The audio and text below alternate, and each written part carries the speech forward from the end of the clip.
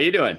I'm good, man. I just Good. started. I'm doing good. I was running around because I just recently got a new camera and I was gonna try to use it for this, and then I realized the computer doesn't recognize it for some reason. I don't Oh know what, no. with the wiring. Yeah. Like, oh, I gotta get this USB, and then I got a USB, and then it's like, no, we still don't recognize you. So like, this is one of the things I've realized is you think the more you spend, the less issues. Yeah, right. And I've realized that I got this camera, and then there's like, it's the first time accessories has become a real thing to me, because I'm getting like 8-9 different things just to make that thing function. I'm like, I need it to be batteries included. I need you to, out of the box, Plug and have play. all the functionality. Yeah, plug and play. Like, somebody needs to figure that one out. Yeah. That's a good metaphor for a conversation right there. Like making things easier and accessible and delivering value right away. You're a Mac user, right? Yeah. So they don't have the, you got to get an adapter to connect to the Mac, and then it's just a whole spiel. But I'm gonna figure it out. And it's funny you said that is a good conversation starter, because I think convenience is so important. Like, how do we make it easy to do, right? And I think it's in the book, what is it? Atomic Habits by James Clear. Right. And so he talks about, like, the way to make a habit to form habits is to make them easier, make them obvious. And so when one of my friends, did this thing where we were like, hey, we got to work out, right? So, and we were like, how do we make that obvious or easy?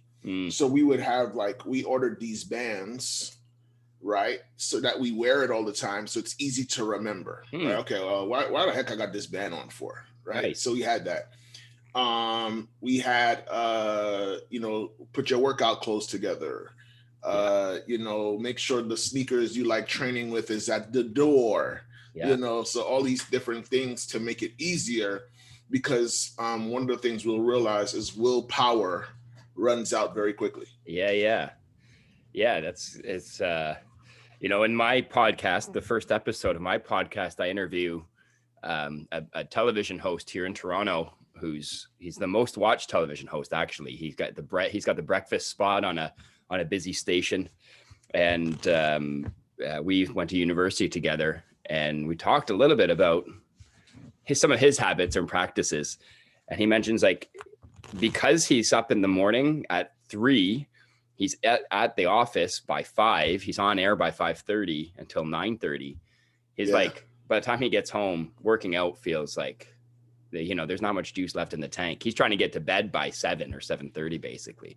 Wow. So as soon as he gets home at like 11 a.m., he changes out of his suit into his workout gear, and he'll wear his workout gear all day long.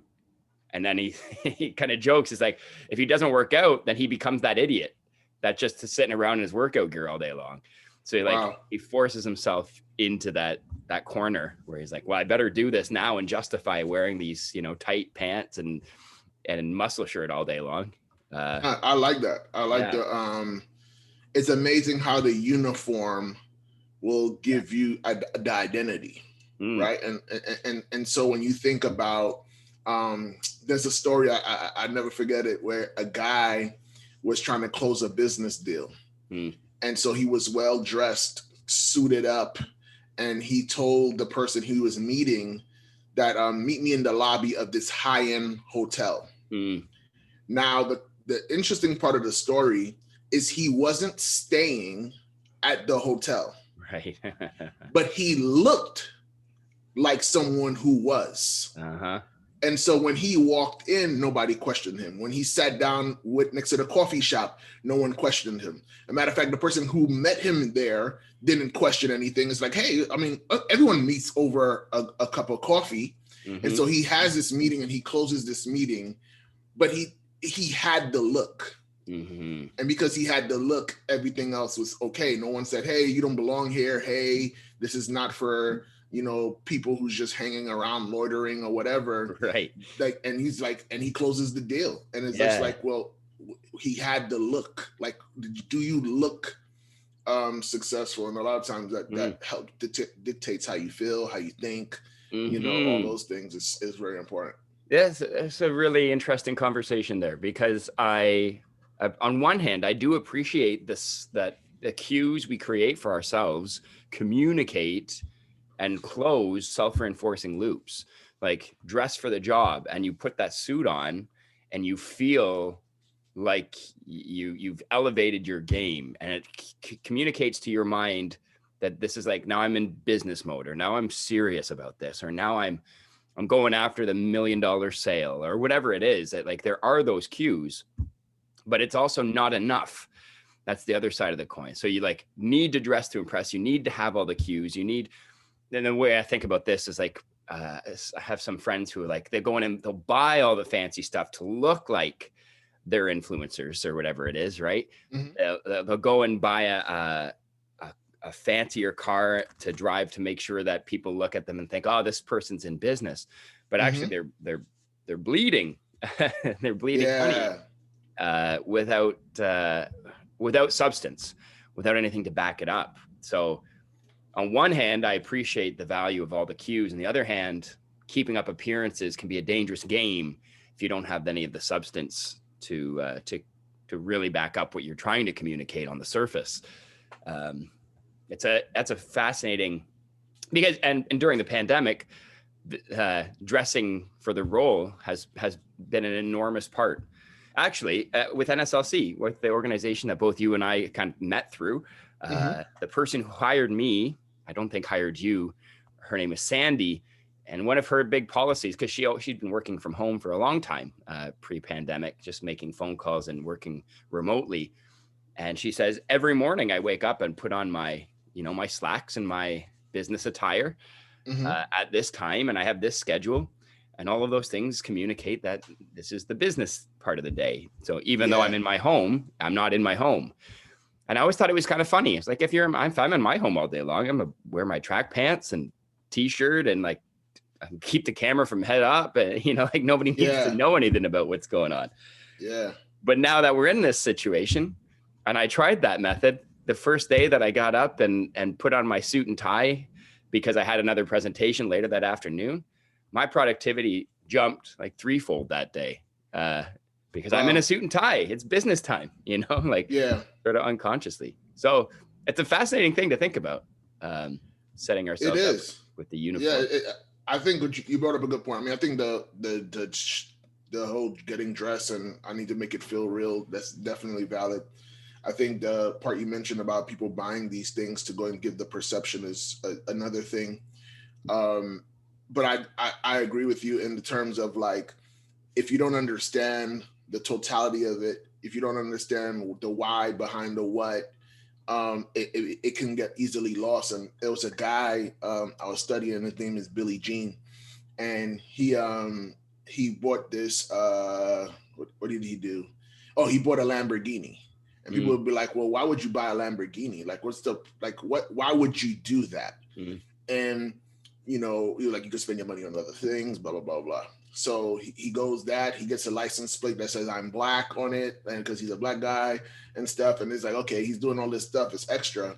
But one of the things that I appreciated about it was he broke down how much it would cost to have a Lamborghini, mm, like monthly, very low money down. How much would it cost monthly? So obviously the monthly fee will be higher because you didn't put any money down. mm-hmm, But he already knew that the pictures of him with the car was an asset mm, that he was going to plug into a funnel of ads. And he knew the funnel of ads, if it had got the right kind of people, would make him 50 grand by the end of the week. right. Would cover the And so, cost of the right, investment. I'll cover the cost of the investment. Yeah. And so he knew that before he bought the car. Mm, The challenge is like, I got the perception, and I don't know where I'm going with it. Like, it's not something we just finished talking about, the whole camera being plug and play and all these different things, right? yeah. And I think it's the same thing. Is the vanity an asset or a tool that is all that you can take as a piece to plug in to a bigger picture? Right. the minute that the Lamborghini, the fancy suit, the minute that is the play and not a piece, you're in trouble. Right. Oh, I like that. Yeah, I like that. And I'm teaching business now, and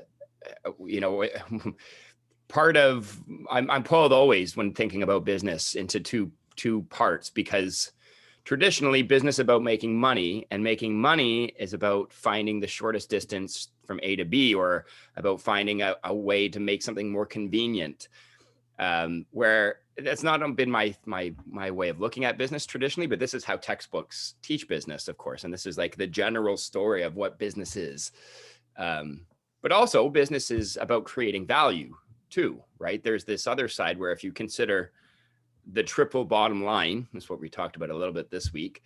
So we're not just worried about making profit, but we're worried about impact on people and impact on the planet with the actions we do as a business. You're mission driven as a business, then your impact is about creating value, and money comes secondary to creating value. And I like this way of thinking about business, but still I'm torn between these two poles, because you could have a really great idea to make some product more convenient, like a better hookup for your Mac, for example. Maybe that's a bad example, but if you had the ability to just, whip up together, 3D print a better hookup so you could just sell it with the camera and partner with the camera, that's a super convenient fix to the problem you're now experiencing. There could be a lot of money down that rabbit hole, which would be great, money in your pocket. But they're like, well, what's the mission behind that business? And not to say that all, improving little things is a terrible thing, but also the story of more and more convenience is, I think, the story of less and less, more and more entitlement amongst our society, amongst people.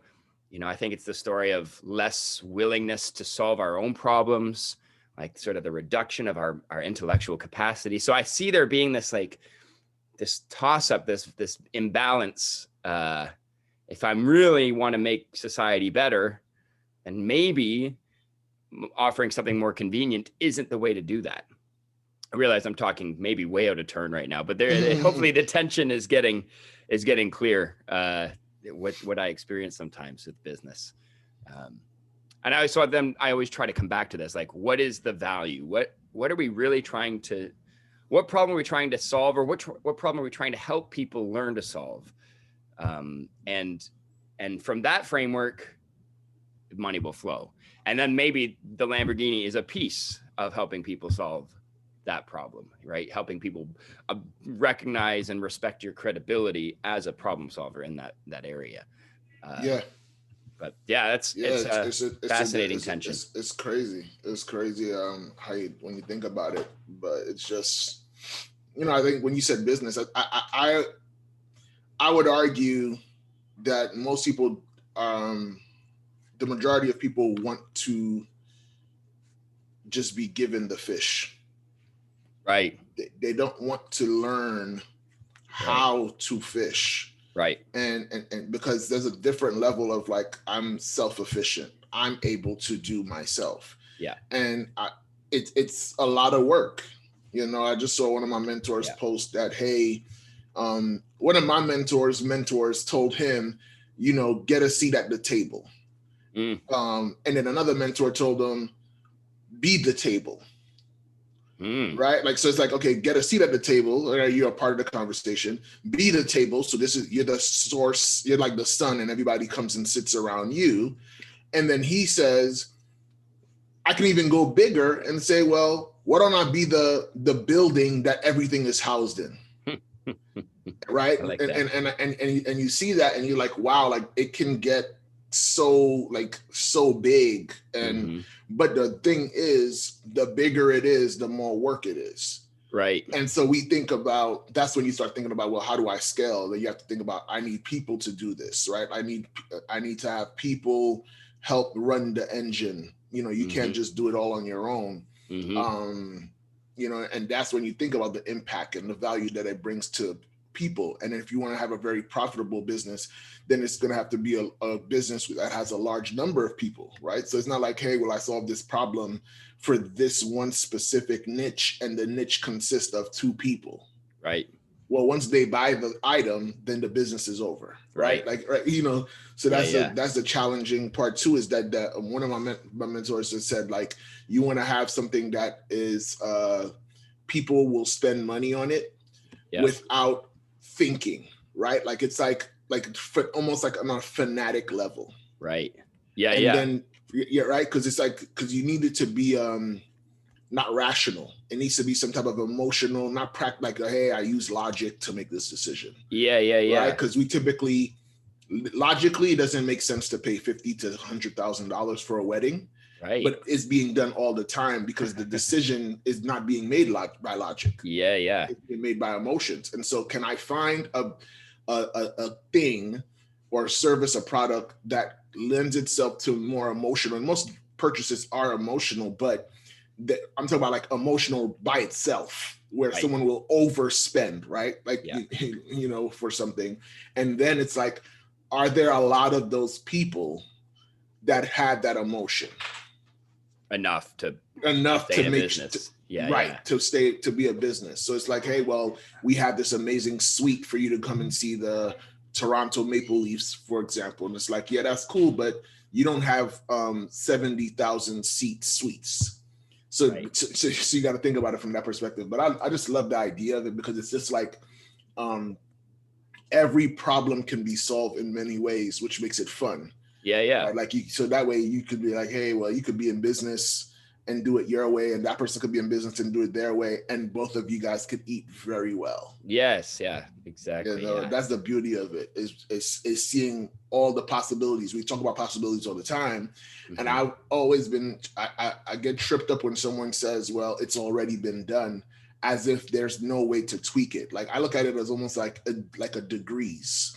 Right. So it's like, okay, 100 degrees, 99 degrees, 101 degrees. Like there's so many different ways to do it. And you just got to find people. There's a person and a group of people for each that you just got to go and fill, versus like, oh, well, Brandon already wrote a book on brain sprouting. And so because he wrote a book on brain sprouting, and I was going to say brainstorm. And so I can't just say it's covered, right? Like it's already covered. And it's like, but and I think almost like, and I wish people would have like the ability to drill down and to broaden what was said, so that you can see that there are other angles to cover it from.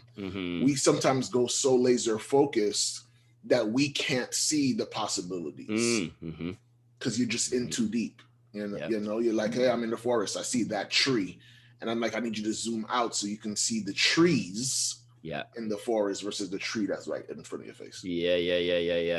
That's a super valuable skill in all respects, right? That being able to come down to ground level and see the specifics, the details, pay attention to all that stuff, and then also zoom back and see the big picture and strategy and all that fun stuff.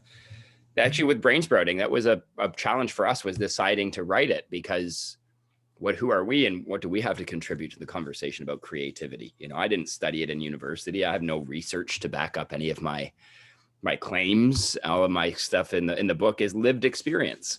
And all of it has existed in other books for a long time before us. We just decided we could write it, put it together, and maybe it could be like a handbook or a guidebook for people who want to access their creative abilities more regularly, more frequently. And eventually we landed on being able to do it, and now it exists and we feel great about that. But being able to find there is a space for this book.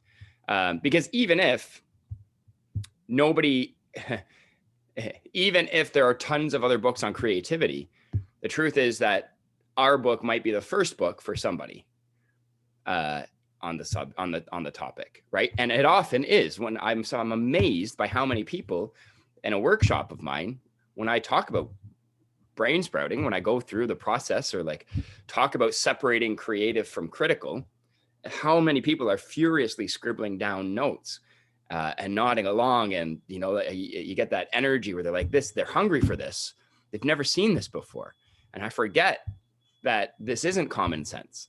this isn't well practiced or common knowledge, even though there's a billion other people talking about this. So it feels to me, there's still 2 billion other people who never heard of it before, and who aren't familiar with this way of thinking. And so there's tons of opportunity to add value in the conversation on that Yes, I front. love that you said that. And it reminded me of something I heard last night when I was watching a webinar, or listening to an interview by somebody, and she was saying that she went to an airport, and the Chick-fil-A store was closed because it was Sunday.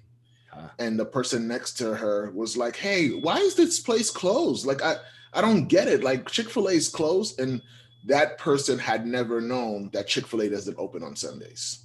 Huh. Right? That just is their thing. And it was like a reminder for her that, again, she thought it was common knowledge for everyone to know Chick-fil-A doesn't open on Sunday. And now it's sitting next to someone who this is some new idea that just was born. And I think that's the exciting part about whatever it is that we're doing, is that you honestly, like, what everyone does it. Right.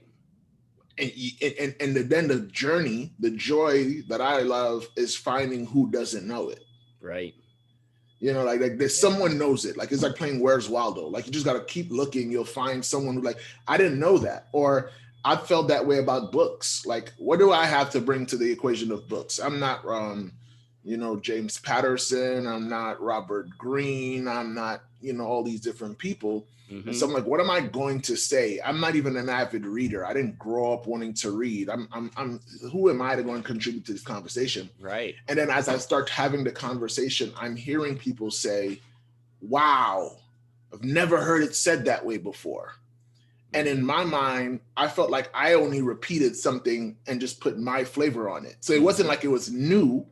I read it from somewhere, took it, put my little spin on it, and now somebody else goes and says, I've never heard it. And in my mind, I'm thinking they're going to say, oh, I've heard that before.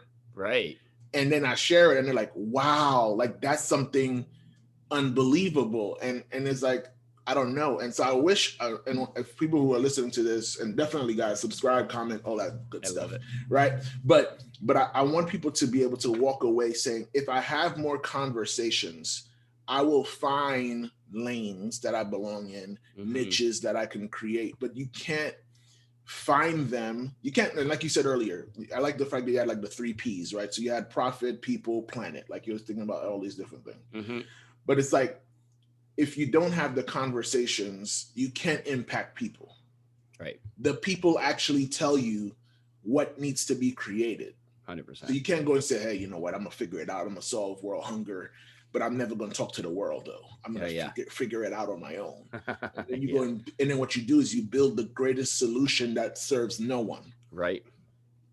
So yeah, that's tough. This is good. This is a really good focus. I was like, what are we going to chat about today? Because I feel like we talk a lot about generating ideas and, believing in ourselves and our creative potential. And this feels like a little different angle, talking about making something that's really valuable in the process of actually doing so. Like, how do you find out what's valuable to people? In my business course, we're talking, you could have an idea for something that you think is the coolest product in the world, that's going to fix, like the camera issue, for example. You got this quick little attachment, saves consumers from having to buy all these pieces. You just make one little piece, you plug it into your Mac, you plug in the camera, boom, you're plug and play, good to go. You think it's a great product idea. So you go to market, you manufacture 10,000 of these units or print them, whatever it is.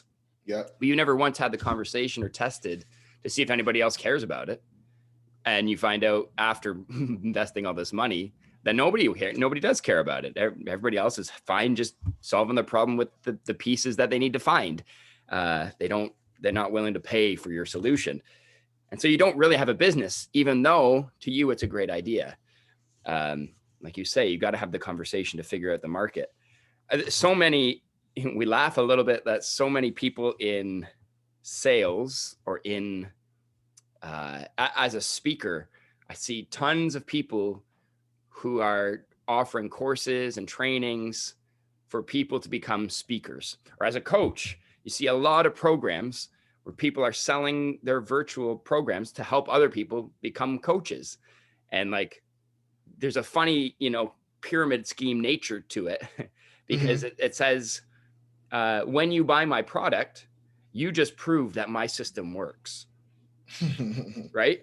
So like, here it is. Here's my system. Now go forth and make it yours. And suddenly you're like just building all these people who they're not, maybe don't have any actual coaching experience, but they're selling programs to help other people become coaches. And I think the missing piece is you don't know what your value, like what is the problem you really want to help people solve. You could get into coaching and a lot of people say, I feel like I have a lot to offer. I've got a lot of lived experience. I know I've dealt with a bunch of things. I think I can coach people. I could be a life coach. It's like, great. What problem are you going to help people solve? Like all of them. Okay. Maybe. Right. But who's going to hire you then? Like there's a lot of people that claim they can help everybody solve the problem and all their problems right now. So how are you going to, what's going to make you have more value to offer than them? And so there's that like niche finding bit of having more conversations to say, I noticed that when I talk about this, people perk, their ears perk up, or people have lots of questions of me about this. Or I have this ability, I can ask the right question of the person at the right time in their conversation to make them pause and really take a step back. And when you find out that thing, then you can, then you've got your value proposition, and then you can really build a business around that. The value thing is huge. It's such a different way of thinking about business. It's not like manipulative, right? Traditionally, advertising is like, a little bit of trickery to try and get people to buy a product, a little like hypnosis, mass hypnosis. Whereas more and more people buy on, if you give value, give your best stuff. This is what some of the philosophy of sales I believe in. Give your best stuff, put out your blogs for free, make video series like this where we're, chatting with each other, and it's all free. You have all this content for free, and people build loyalty to you and will come to you when you have something for sale, when you have an offering, and it's not like you manipulated them to get it. You're saying, for the bonus stuff, I'm happy to give you this package at a great value to you, totally different. One more quick example on value. Sorry, Geo, I know no, go ahead. I'm monopolizing now, but it's just all these things are sort of weaving together a little bit, if a little unclear in my own mind. But we talk about the triple bottom line, which is, traditionally businesses measure the bottom line, which is just profits. And if you're only focused on profits, then you make sacrifices in some of the other areas where you could measure your success, but you don't. And so we might exploit labor, to make more profits, or we might not care about the environment. We don't care about our carbon footprint if we're putting money in our pocket, right? This is a resounding cultural narrative. The triple bottom line says, no, focus on people, planet, and profits, and keep those in balance, and you do better in the long run for not only the planet and communities, but your business can sustain longer. And a great example, Patagonia. I don't know if you've heard of this. That's the outdoor sport, outdoor clothing company thing. If you go to their website, so I was like, what's like a top sustainability company? And Patagonia is one of the top on the list. It has been for years. Their website, you wouldn't even know that they sell clothes. They have they have pictures of some of the items they do sell, but most of their website is communicating their values, right? We use recycled materials to make all of our clothes. We are donating 1% of all revenue to these causes around the world that are, to support the environment. We'll teach you how to repair your clothes if they rip or tear, because we don't want you to buy more for waste purposes.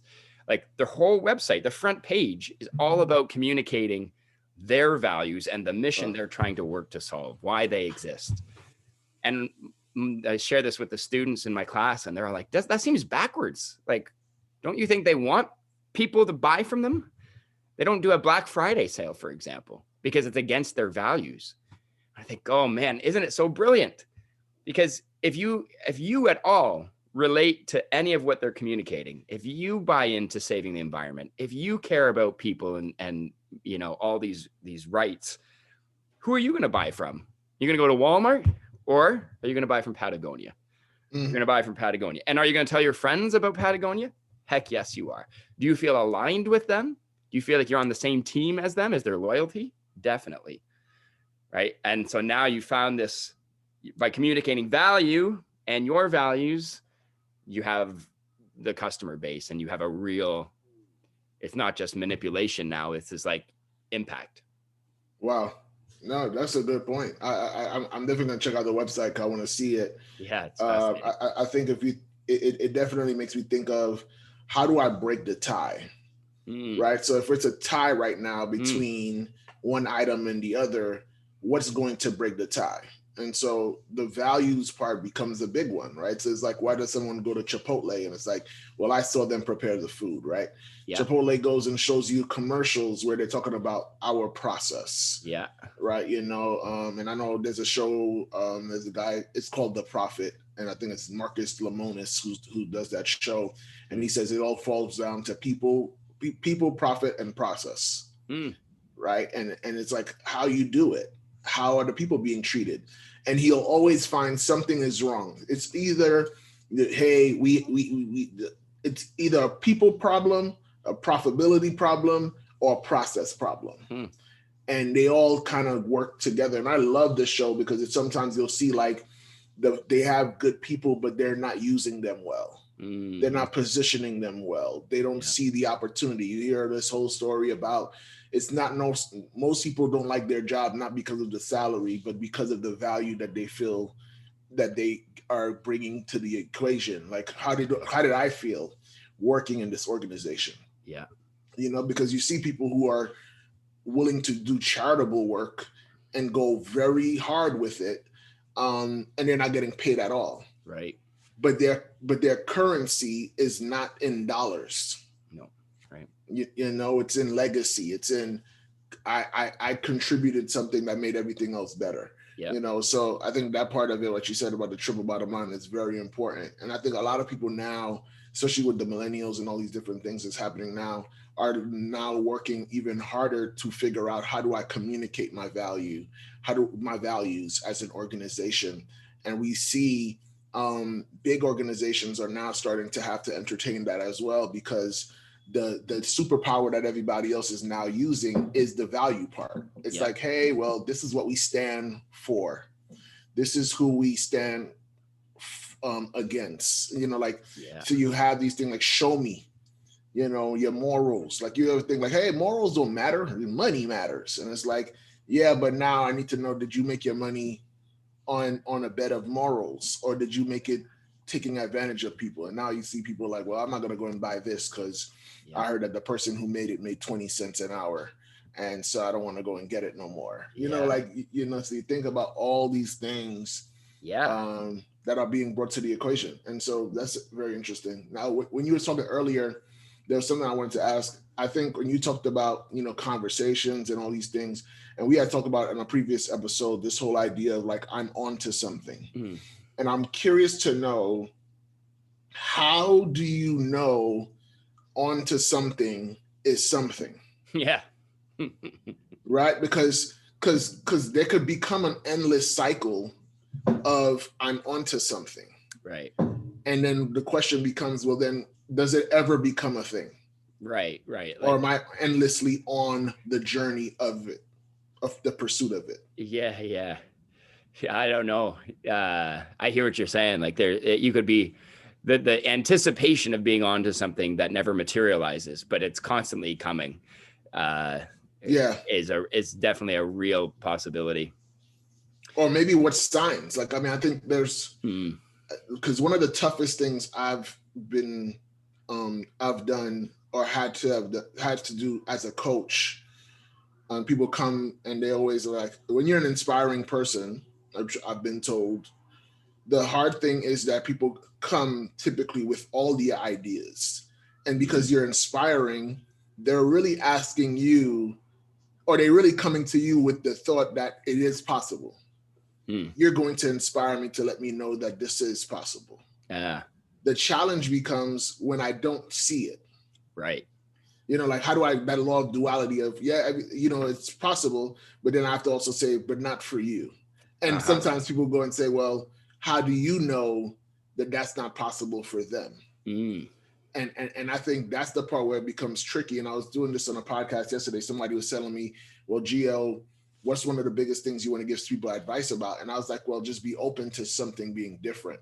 When you go and say, I want to have a red Corvette, and then a white Corvette comes in front of you, sometimes we go and say, well, it's not red, so I'm not taking it.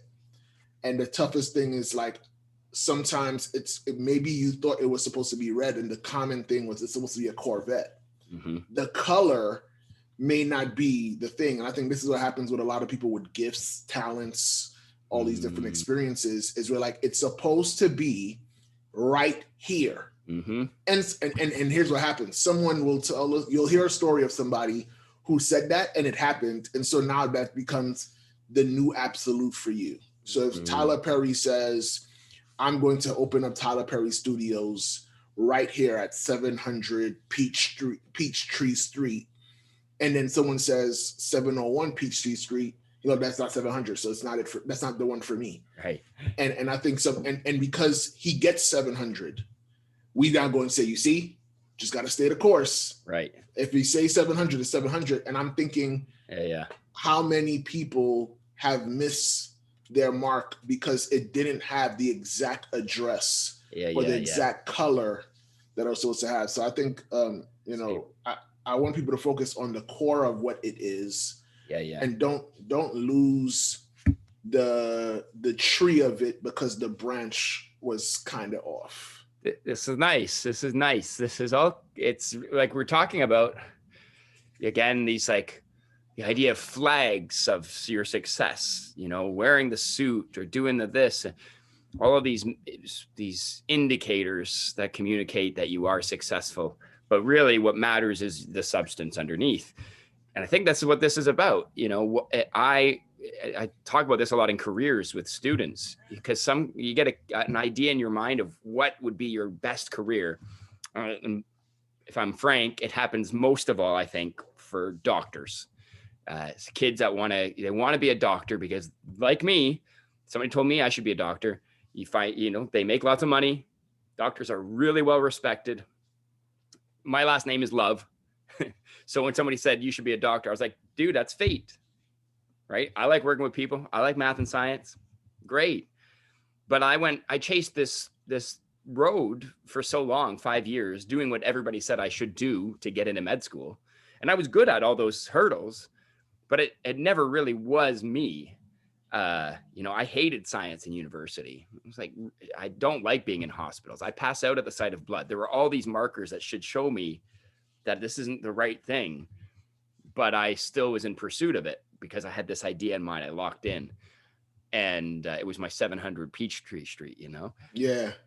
And it wasn't until I didn't get in that I'd take a step back and say, like, what was it? Like, what is it about medicine that is appealing, other than these surface measures of success, other than the title and the respect and the money in your pocket?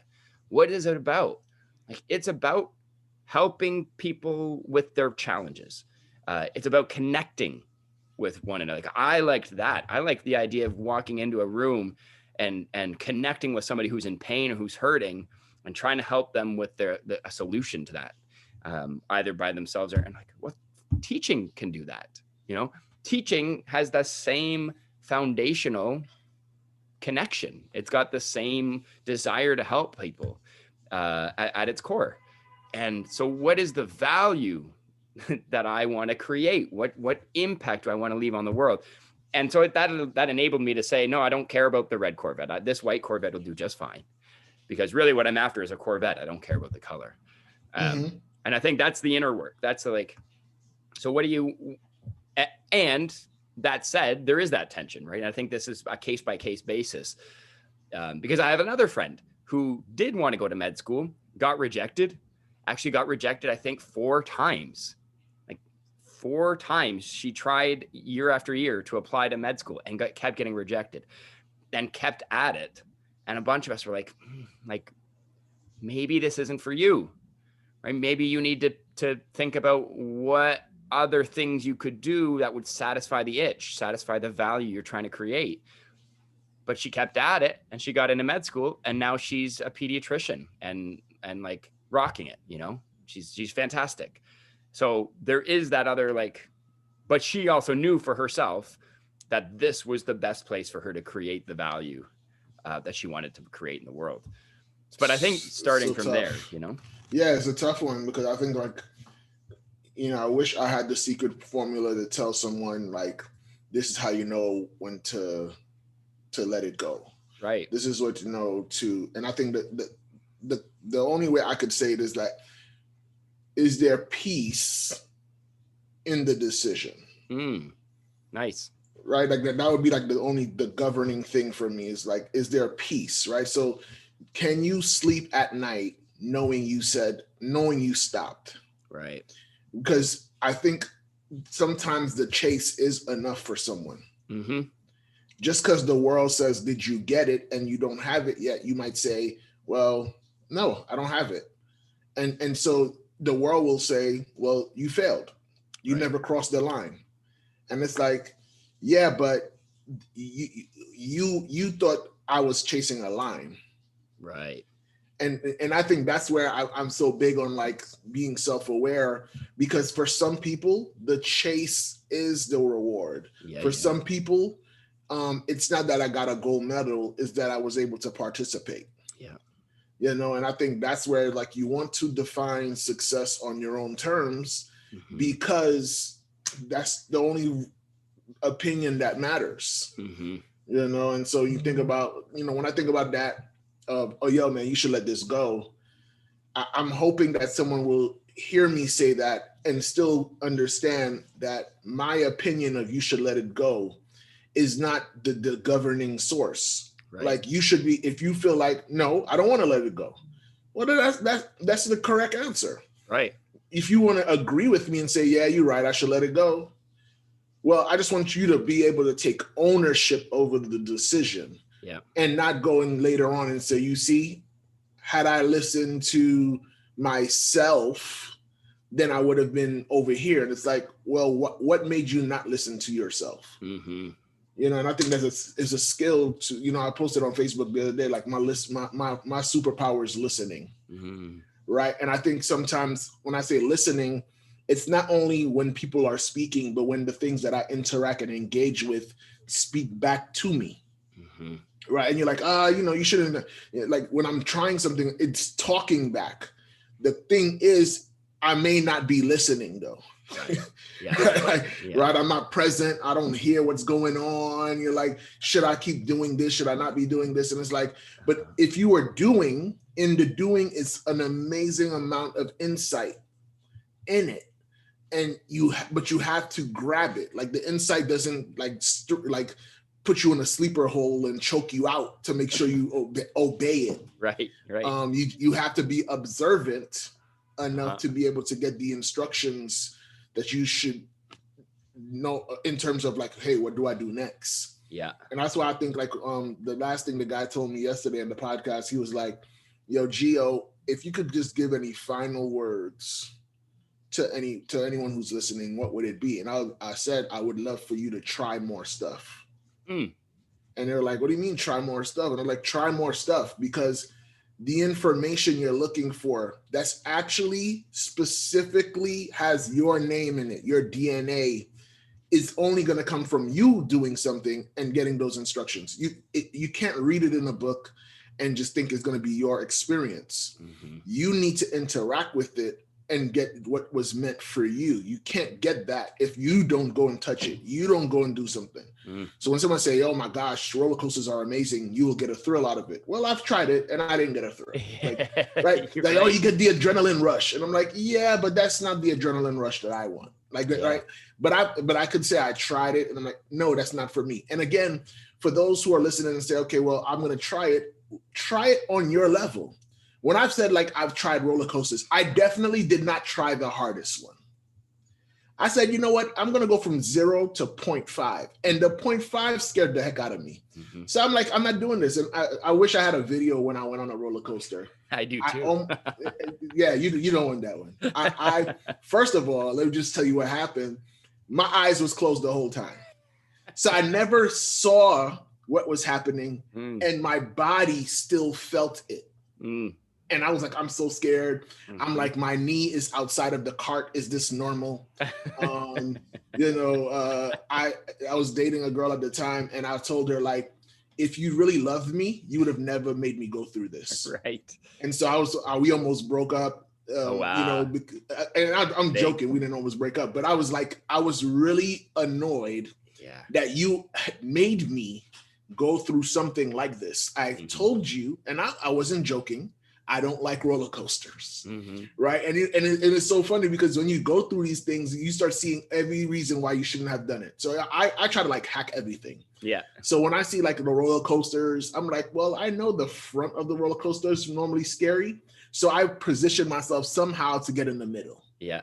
And then I tried to do this on this one roller coaster where it was like a boat that rocks back and forth. Yeah. And I said, if I go in the middle, I won't feel it. That day, nobody wanted to go on that roller coaster. So they were like, well, you could go over there in the back. I was like, whoa, what are you talking about? Like, no, in the middle. They're like, no one's here. Like, the back. Like, I'm sitting here like screaming my lungs out. I'm questioning everything. The engineer who created this thing, I'm like, is this supposed to strap me in like this? Or like this is not correct. Like, they didn't make it for people my size. Like, they didn't think about this. And you start panicking and all these different things. Yeah. I don't know why I brought this up, but like, I know now. So it's the whole idea of, I want you to try it on your terms. And so don't go and say, well, I don't eat fish, and then say, I'm going to eat the biggest fish. And that's the one I'm going to try. I'm like, no. Just try a little bit of it and then see if you like evaluate it. That's not too bad. Like, you saw me drinking coffee. I'm 30, I'm about to be 37.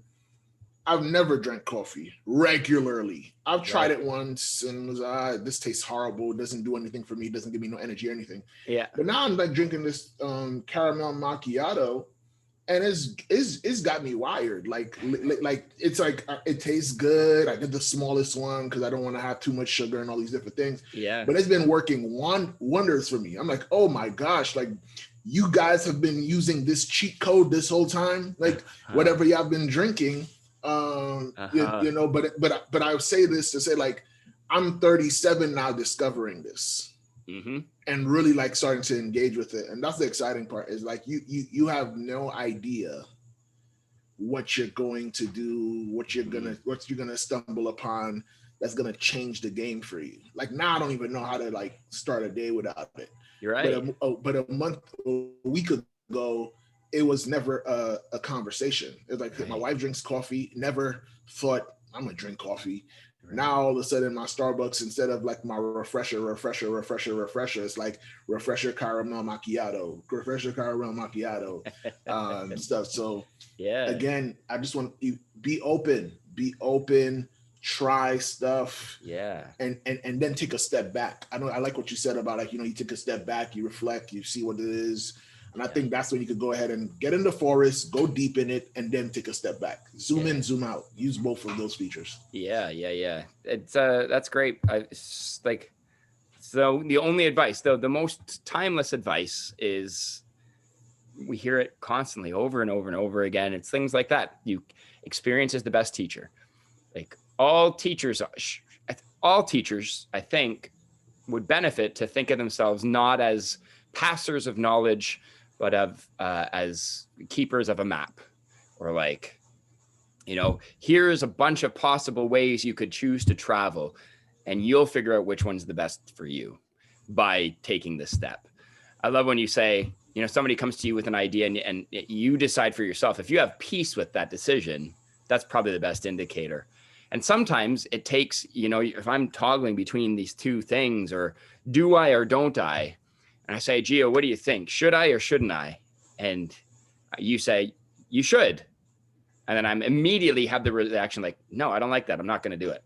It's like, that's what I needed. I needed to first experience what it was like to do it for that minuscule little moment in time.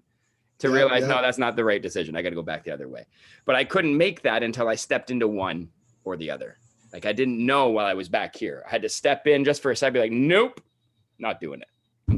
I like that. I like that one. I really do. I think that's the reason why I feel like you can't really do it in the vacuums. Right. That's why I think you have to like let it out so that you can go and get that other decision. So we're like, yo, which door do I go through? And it's like, well, until you go through a door, the door you're supposed to go through is inside another door. Right. And so if you're like, well, which door do I go through? I'm like, you don't understand that there's mad doors. Right. and so I don't care which door you go through. Just go through one. That's it. And then another door will come and you'll have to make that decision too. So 100%. It's like, but I want to make sure I get the right door. And I'm like, I get that you want to get to the right door, but here's, what's the wrong door? You're not going through any of them. Like go through one of the doors, you go in, you're like, oh my gosh, I don't like this. And now you know something versus like everything from the outside was all speculation. Yeah, exactly. It's like so many things. You want to go into business, figure out what value you want to create. Start playing with an idea that can help solve a problem, really create contribution. Don't decide that you're going to buy a marketing course to sell what somebody else has already sold you. You could try it, but you haven't found the thing. You're not doing anything to figure out what's going to work and what's not. Everybody wants a shortcut, and there are legitimate shortcuts like this. Hopefully our conversation in some regard offers people enough advice or wisdom or some value where they maybe in the right moment hear something, they go, there's the answer I was looking for, or that's what I'm going to try. And then that way it becomes a shortcut. But the honest truth is you can't build anything the fast way. Everything you have to go through the step-by-step experience of creating and feel all the failures that everybody else in the books that you've read is told you about. They're inevitable. You can't, you start a podcast, it's not going to be a number one hit right off the hop. You have to go through all of the process of like figuring out what it's like to have, like how to be a better interviewer. You can read all the books about it, but until you do it, you don't get it in your body. And then you start to see, I see what that book, now that thing makes sense to me. And I can adjust my questioning, or I can, make these changes, but only after trying. None of it is relevant until you step into the experience one way or the other. Step in. I think that's a big one. Step in, and I just know like there's a difference when it's applied knowledge. Yep. If you're talking about like high quality information, the door of that is engaging. Yeah. Like if I go and try it out, I don't care. Like you said, I don't care what you read. It doesn't make sense until you engage with it. Like it's something, and like you said, it is a shortcut, right? Like you may have cut my learning curve from 10 years to 5. Right. So I cut the journey in some shape and form, but you have to go ahead and give it a shot. You try these things out and you learn from them, and you learn, okay, I know what to do. I know now what to do. I know how to tweak this a little bit. This thing kind of needs a little bit of a shake it up a little bit. I took the battery in my camera and I was like, hey, the guy told me, hey man, it'll click. I'm like, I'm putting this thing in there. It's not clicking. And then he's like, yeah, well, try it, turn it, flip it around. All right, well, I'll flip it around. It's still not working. Uh-huh. I mean, the battery's definitely for the camera. So you just keep playing with it. And I was like, keep playing with it. And I was like, oh snap, there it is. And then you have that now information that you can go and always use and apply and be like, okay, it's for it. And so again, man, I think we talk about these things at nauseum, but I really just want people to understand, like, under the surface of everything, right? Like at its core, it's experimenting, trying, learning, taking the feedback, apply. Oh, that wasn't it. This one is it. Not go get caught up in right versus wrong, right? I think I love my math teacher when they would give me points, even though I got the answer wrong because I showed my work. Yeah. right? Like you just really have a great appreciation for the work. Yeah. Because there's value in the work, right? So if you like, hey, well, dag, I got that question wrong, but I still got 4 points. Because you showed the work. And the beauty about showing the work is that someone can show you where you went wrong. Right. But when you do all the shortcuts, I'm like, well, I don't know where you went wrong because you just got there and never told me what the steps were. Right. you know, so I love that when it's like, hey, well, you put the -1, but you forgot to go and realize that you did all the math correctly, but the symbol was just wrong for the number. And I'm like, oh, like that's a quick fix. Yeah. And now I understand how to not make that mistake again because all the work was done. So do your own push-ups. Don't ask somebody else to go and burn the calories for you and stuff. Live from value. Think of your own values, make decisions from there, and try to create value and trust the process. Yeah. Don't worry about the flags, but worry about the substance. A good conversation, man. This was good. It's funny because I literally was running to try to make this camera work so I could try it because I was doing something live. And then as I was rushing to come into the house, I was like, I have no clue what we're talking about. Normally I have like something. I'm like, yo, I'm going to ask him this and then we'll see where we go down that road. Yeah. But no, it's always good. It's always good to talk and have these conversations. And then it always leads to something else where these are one of those episodes where I just want to watch it back and see what things flare up for me. Like what things make me say, oh, like, even like when one of the things that I'm thinking of is like, even with the career part of it. And I think we just talked about that, right? Like and I was thinking about like, maybe I'll write like a short career guide for young people and it would be called At Its Core.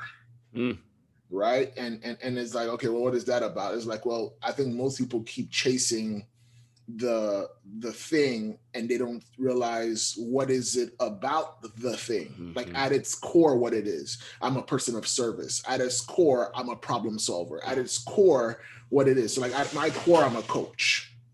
Right. At your core, it was like doctor, but I can become a teacher. I really just want to help people solve a pain that they have. I want to show them that. And so it's like, but at its core, this is what it was, right? Yeah. And if you could focus on the core, it might open up a profession you never thought about that will light you up. But you can't find it if you look for the career and not the characteristics or skill sets or opportunities you would hope that career would provide for you. 100%. So I'm glad we just had this conversation because I feel like the career thing for me, I'm big on inspiration. I want to inspire people. Now, the other side of it is I want to impact you for a long period of time. And most people work in their careers for like 40 years. So if I can help give you direction in your career choice, I have longer impact over you versus he inspired me and I gave you candy. I want to give you something that's very nutritious, some complex carbs, not the simple ones. And so if I can attack the core part of it or attack something that you will engage with for the next 20 to 30 to 40 years, that will give me the opportunity to have a larger impact. So that's interesting. Real that's value. Something for me to think about. Real value. Preach. Cool stuff, man. Love this. I love it. Awesome, man. We'll talk again soon. I'll hit you up and we figure out. Sounds great. Like and subscribe, everybody. Yes, do that, please. And watch and share episodes. We got a bunch of them on there now, so I'm excited. We got more than 5,000 views. I did the math. Yeah. I can't wait, man. Nuts. All right, everybody. All right, bud. Take care. All right, peace out.